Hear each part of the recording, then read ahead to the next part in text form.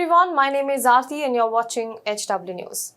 How many of you remember when Prime Minister Modi said, "Saugandh mujhe is mitti ki, main desh nahi jhukne dunga." I swear by the soil of this land, I will not let the head hang in shame.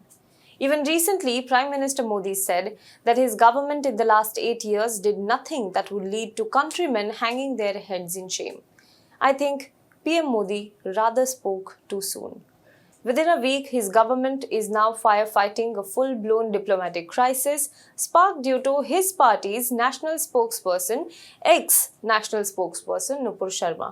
Although Sharma has been now suspended from the party, the shame and the condemnation pouring from across the Islamic world have not stopped.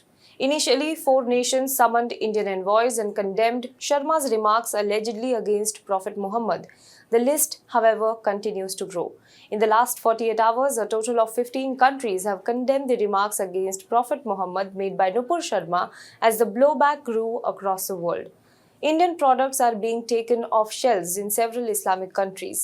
Ministry of External Affairs, the Indian ambassadors have to explain the statement made by ruling party functionary and also declaring that they are fringe elements. Now, a few days ago, a video of External Affairs Minister S. Jaishankar went viral.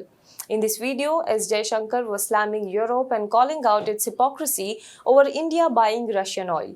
He said, and I quote, "Europe considers its problem our world's problem, but world's problems are not Europe's problems."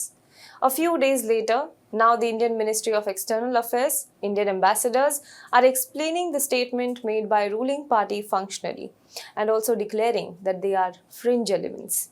Even smaller nations like Maldives, Indonesia have condemned ruling BJP's former spokesperson.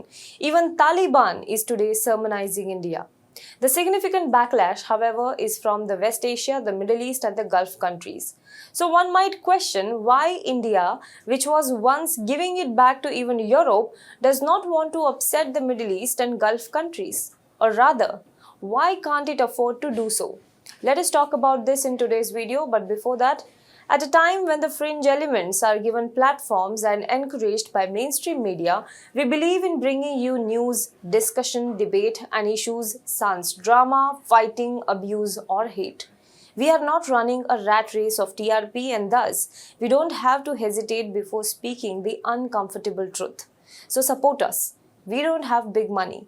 All we have is faith and trust of our viewers. But we will need more of it. Support us by paying us. Go to our website www.hwnews.in/support and you will find different subscription options that you can choose from. Select the plan that fits your budget and pay us. Or you can join our YouTube membership by clicking on the join button below. So support us, pay us, because when you pay, you help independent media like us survive.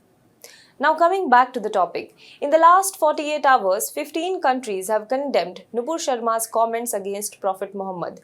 These countries include Iraq, Iran, Kuwait, Qatar, Saudi Arabia, Oman, the United Arab Emirates, Jordan, Afghanistan, Pakistan, Bahrain, Maldives, Libya, Turkey and Indonesia.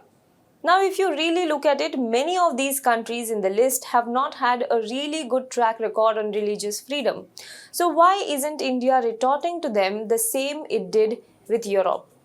There are 4 major reasons for this. Reason number 1, overseas Indian community. Millions of Indians live and work in Gulf countries and send back one of the highest remittances to India. Over the years, India's business connections with these countries have only become stronger. For its oil needs, India relies heavily on this region. Indians make up more than a third of the UAE's population. In the Gulf, there are 89 lakh Indian citizens. Let us have a look at this data. There are a total of 34,25,144 Indian residents in the United Arab Emirates. They make up to 34.6% of the local population. In Saudi Arabia, 25,94,947 are Indian residents. They make up to 7.5% of the local population. Kuwait houses 10,29,861 Indian residents and they make up to 24.1% of the local population. 7,81,141 Indian residents live in Oman, which make up to 15.3% of the local population. 7,46,550 Indian residents live in Qatar. 25.9% of the local population is this Indian residents. 3,26,658 Indians live in Bahrain and make up to 19.2% of the local population. Jordan is home to 20,760 Indian NRIs and PIOs, making up to 0.2% of the local population. 18,007 Indian residents live in Iraq, making up to 0.04% of the local population, whereas Lebanon houses 8,537 Indian residents and make up to 0.1% of the local population. Reason number 2, trade. Some of the major retail stores and restaurants in the Gulf countries are owned by Indians. The calls to boycott Indian products could hit businesses owned by Indians. India's exports to these countries is also significant. The United Arab Emirates is India's third largest trading partner. The Gulf states also rely on India. After the United States, the United Arab Emirates is India's second largest export destination and third largest trading partner. India and the UAE's bilateral trade was valued at $72.9 billion in 2021-22, with India's exports accounting for $28.4 billion. Under the newly concluded Comprehensive Economic Partnership Agreement, total trade is expected to reach $100 billion by 2026. The Gulf region is especially reliant on food and cereal imports. Over 85% of their food and 93% of their cereals are imported. Rice, buffalo meat, spices, marine products, fruits, vegetables and sugar are all the key exports from India.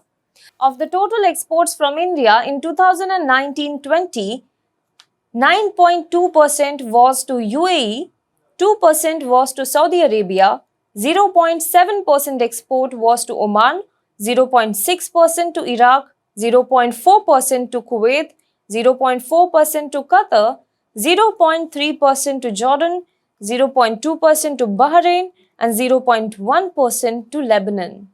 Reason number 3, remittances. Around half of remittances to India come from just 5 Gulf countries in 2018. Just 5 Gulf countries accounted for more than half of all the remittances to India.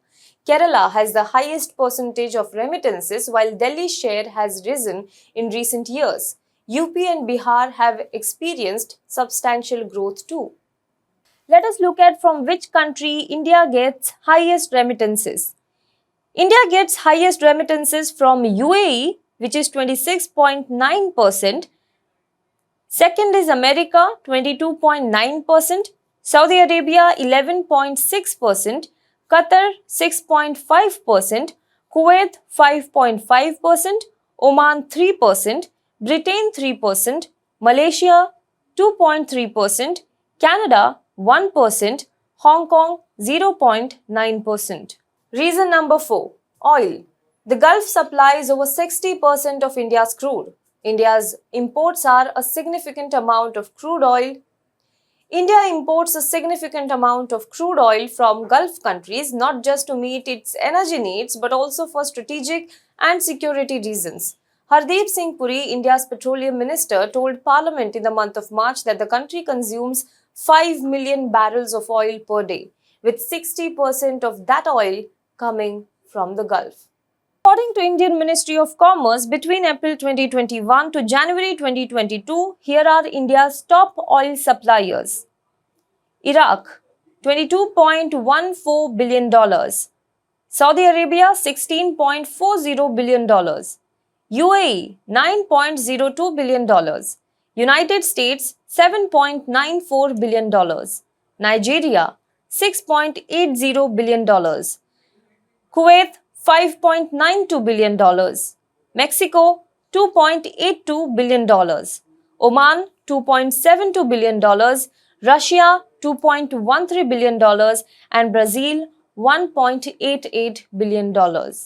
Well, that explains a lot why India just can't upset the Gulf countries, and the backlash from these countries forced the ruling party to take action. As somebody noted on the internet, oil is definitely thicker than ideology. Do let us know what you think about this in the comment box below. For more news and updates, you can log on to www.hwnews.in.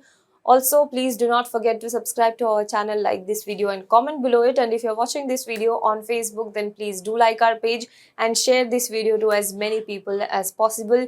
If you like the stories that I bring to you, then please feel free to follow me on my Twitter handle, that is at ARTI_GHARGI, that is @ Arti_Ghargi. Thank you so much.